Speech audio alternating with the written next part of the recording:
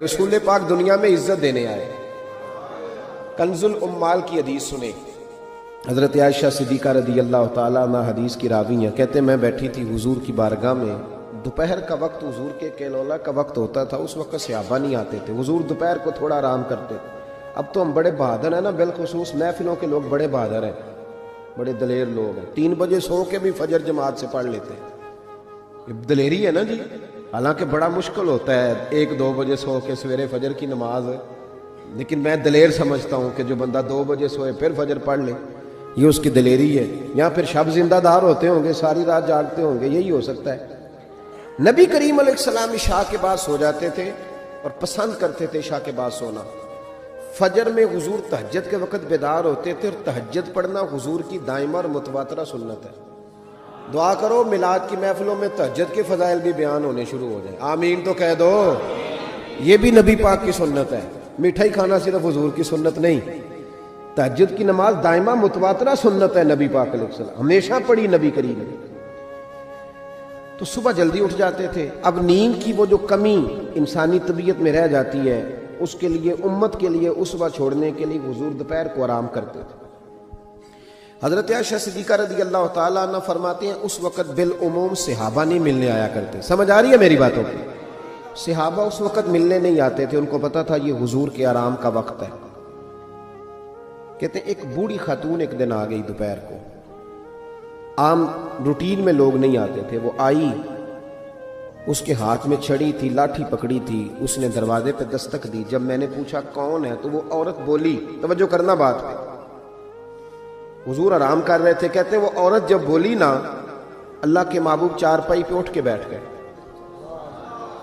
اس کی آواز کانوں سے ٹکرائی، حضور اٹھ کے بیٹھ گئے۔ دروازہ کھولا، وہ خاتون اندر آئی تو بڑی دنیا آتی تھی، پر جس انداز میں نبی پاک نے اس کا استقبال کیا ایسا کم ہوتا تھا۔ حضور کھڑے ہو گئے، پھر محبوب پاک نے بٹھایا، پھر حضور علیہ السلام کی میں آنکھوں کا حسن اور روشنی دیکھ کے اندازہ کر رہی تھی کہ اس کے آنے سے حضور بڑے ہی زیادہ خوش ہیں، نبی پاک بڑے خوش ہیں۔ اللہ کے محبوب نے کھجوریں دی، سرکہ دیا، دیر تک حضور ان کی باتیں سنتے رہے۔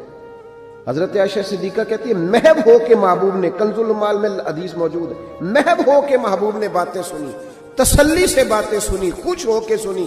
2 قسم کے مہمان آتے ہیں نا، ایک مہمان فون کرتا ہے تو بندہ کہتا ہے میں کوئی نہیں گھر، پھر کبھی آنا، اور ایک مہمان ایسا ہوتا ہے جسے بندہ کہتا ہے اتنی بھی جلدی کیا ہے، ذرا ٹھہر جائیے، تھوڑا رک جاؤ، چائے بن رہی ہے۔ قسمیں ہوتی ہیں مہمانوں کی، کچھ مہمانوں سے دل لگا ہوتا ہے، دل کرتا ہے بیٹھے رہے، ذرا تھوڑا اور بیٹھے، یار تو نہ جایا کر، تو بیٹھا رہا کر۔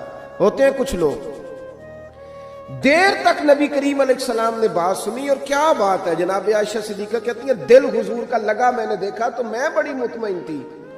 اس خاتون نے کہا کہ اب میں نے جانا ہے۔ لگ رہا تھا کہ حضور چاہتے ہیں ابھی رکے، لیکن اس نے جب کہا نہ جانا ہے تو حضور نے فرمایا ٹھیک ہے۔ جب وہ جانے لگی تو حضور نے تحائف جمع کیے، اور جناب بلال حبشی کو فرمایا ان کے ساتھ جاؤ اور چھوڑ کے آؤ۔ جناب عائشہ صدیقہ رضی اللہ تعالیٰ عنہ فرماتی ہیں پھر وہ دیکھیں حضور عزت کس طرح دیتے ہیں، کہتے ہیں وہ خاتون چلی گئیں، میرا خیال تھا کہ حضور اب مسجد جائیں گے، جب رات کو آئیں گے نا بعد از عشاء تو پھر پوچھوں گی حضور یہ کون تھی، لیکن محبوب تو گئے نہیں، لیٹ گئے۔ میں اٹھ کے قدموں میں بیٹھی تو حضور کی مقدس آنکھیں کھلی ہوئی، میں نے عرض کی حضور یہ کون خاتون تھی، اور میں نے آپ کو تھوڑا انفرادی دلچسپی لیتے دیکھا، حضور کون تھی؟ جب میں نے پوچھا تو حضور کی آنکھوں میں آنسو چمکنے لگے، حضور اٹھ کے بیٹھے اور فرمانے لگے عائشہ یہ میری پہلی زوجہ خدیجہ الکبریٰ کی سہیلی تھی، یہ خدیجہ کی سہیلی تھی، اور فرمایا جب ہم مکے میں رہتے تھے تو یہ آیا کرتی تھی، خدیجہ اس کا پرتک پاک استقبال کرتی تھی، اسے کھجوریں کھلاتی تھی، دودھ پلاتی تھی، پھر یہ باتیں سناتی تھی تو خدیجہ اس کی باتوں کا جواب دیتی تھی۔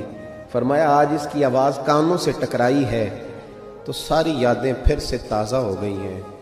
فرمایا میں نے اس کے ساتھ وہی سلوک کرنا چاہا ہے جو فاطمہ کی اماں کرتی تھی، میں نے وہی عزت دینی چاہیے جو وہ دیتی تھی۔ اور حدیث کا آخری جملہ اتنا شاندار ہے کہ اس جملے کو یاد کر لے تو دستور بن جائے ہمارے لیے۔ محبوب نے فرمایا عائشہ حسن العہد من الایمان، تعلق اچھے طریقے سے نبھانا یہ بھی ایمان کا حصہ ہے۔ حسن العہد من الایمان، اچھے طریقے سے تعلقات نبھانا، وعدے نبھانا، عہد نبھانا، یہ بھی ایمان کا حصہ ہے۔ بھائیو، حضور نے عزت دی، نبی کریم نے وقار دیا، حضور ہر آنے والے کو عزت دیتے، احترام کرتے۔ ہمارے ہاں نا ایک بات چلتی ہے، میری طرح جو لوگ پیر کہلانے لگتے ہیں یا مولوی کہلاؤں، ان کا ایک بات چلتی ہے، کہتے ہیں میں کیسے جاؤں، میں تو کنواں ہوں، تو پیاسے خود آئیں، میں خود جاؤں جا کے کسی کو۔ ہمارے ہاں بھی اشتہار چھپتے ہیں، دروازہ دستک دے کے کوئی دعوت نہیں دیتا کہ آج محفل ہے آ جانا، یہ رواج نہیں ہے ہمارا۔ حالانکہ اشتہار چھپانا تو بدعت ہے، چلو بدعت حسنہ کر لیں، یہ الگ بات ہے کہ اس والی بدعت پر مولوی کوئی نہیں بولے گا، چونکہ سب کے نام لکھے ہوتے ہیں نا، ان کے بھی لکھے ہوتے ہیں، لہذا اس بدعت کا ذکر نہیں کرتے۔ حالانکہ حضور کے زمانے میں اشتہار، صحیح بات کہہ رہا ہوں، اس کا نام نہیں لیں گے، چونکہ ان کا بھی موٹا کر کے لکھا ہوتا ہے نا اشتہار پہ نام، تو فائدہ ہے، اس کا ذکر نہیں کریں گے۔ اشتہار چھاپنا تو بدعت ہے، چلے بدعت حسنہ صحیح، دروازے پہ جا کے دین کا پیغام دینا یہ تو حضور کی سنت ہے، لیکن وہ شان میں کمی آتی ہے نا، وہ کیسے کو جائے؟ کہتے ہیں جی ہم جناب کنویں ہیں تو پیاسے خود آئیں، تو نبی پاک نے تو یہ فلسفہ نہیں بیان کیا، حضور تو طائف چلے گئے تھے، حضور تو تبوک چلے گئے تھے، نبی پاک سے بڑا کنواں بھی کوئی ہو سکتا ہے؟ اے ساقی تیری خیر تیرے میں کدے کی خیر، ایسی پلا کہ جس کا نشہ عمر بھر رہے، ایسا بھی کنواں کوئی ہو سکتا ہے؟ لیکن موج ہے نا ہماری، ہم ان باتوں میں اڑ گئے۔ اس کا نقصان یہ ہوا ہے کہ وہ جس کا شوق ہوتا ہے وہ تو آ جاتا ہے، لیکن سب کا شوق نہیں ہوتا، کچھ کا شوق بنانا بھی پڑتا ہے، اس کے دروازے پہ جانا بھی پڑتا ہے۔ تو نبی رحمت سید عالم صلی اللہ تعالی علیہ وآلہ وسلم لوگوں کو عزت دیتے، حضور وقار دیتے، آنے والے کا اکرام کرتے۔